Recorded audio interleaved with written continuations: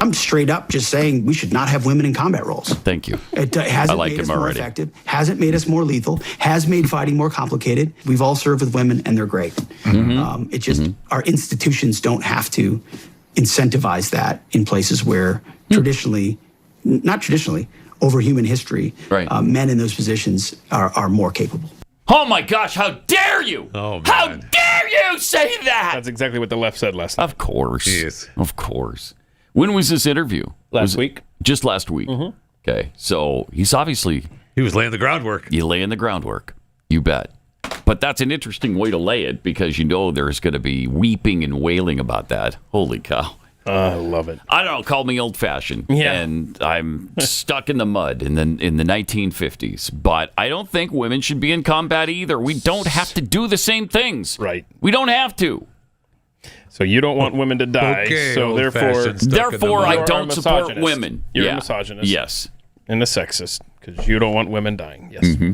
And maybe Jeffy can also talk about this, but when I served and I was deployed with a female, there were some times that we had to wait for them because it was, Hold on. Get out of here, really? It was Okay. Why? that time of the month. Oh, and it had golly. to be Oh, my. dismissed. No, and I'm like, honey. really? No. You got a post to go to. So they weren't doing their makeup. It was something else. No. Okay. Hold on. All right. Why can Jeffy speak to this? He can because he deployed as well. Did he? Yes, he deployed. Oh, okay. Yeah, we Yeah, did. remember the big battle for the Island of Operation Spice? Urgent Fury. Thank you.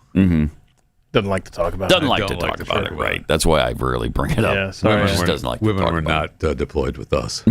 They weren't part of the Oh, okay, I'm Island sorry of then. Spice battle. No, I mean, it was the early 80s. So you don't necessarily have any I thoughts do on not. this I do not. particular It doesn't topic? surprise me that they would be late for a particular Event.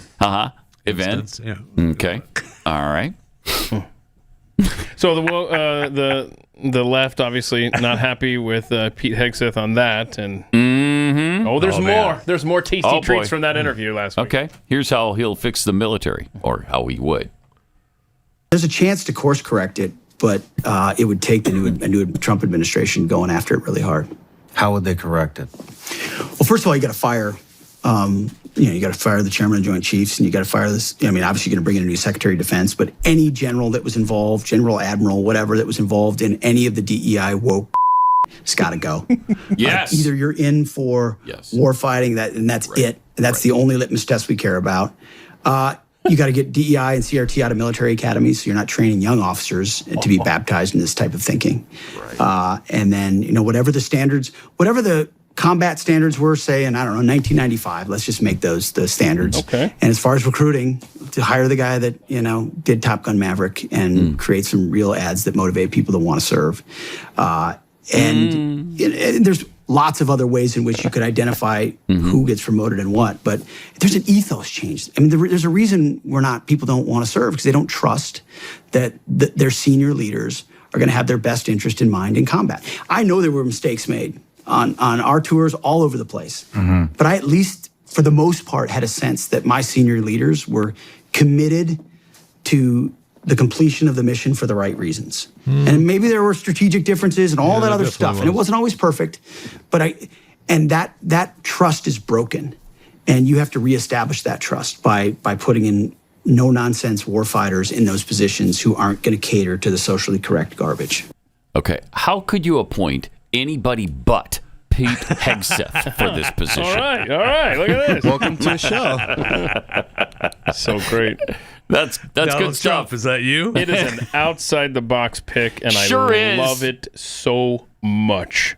It's a little unsettling because it's so far outside the know. box that you're like, wait, what? The pretty boy that we've seen on Fox for 10 years?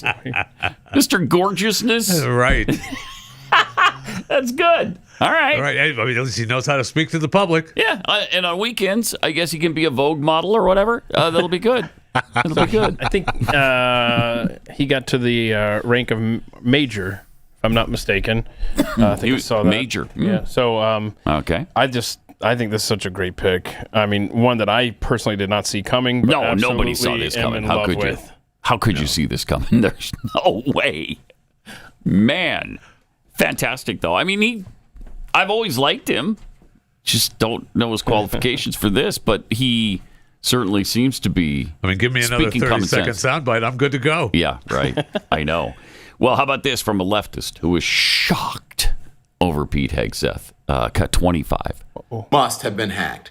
And then I saw this. A leftist named An official statement from Donald Trump saying, Lemon. I am honored to announce that I have nominated Pete Hegseth to serve in my cabinet as the Secretary of Defense. Read it.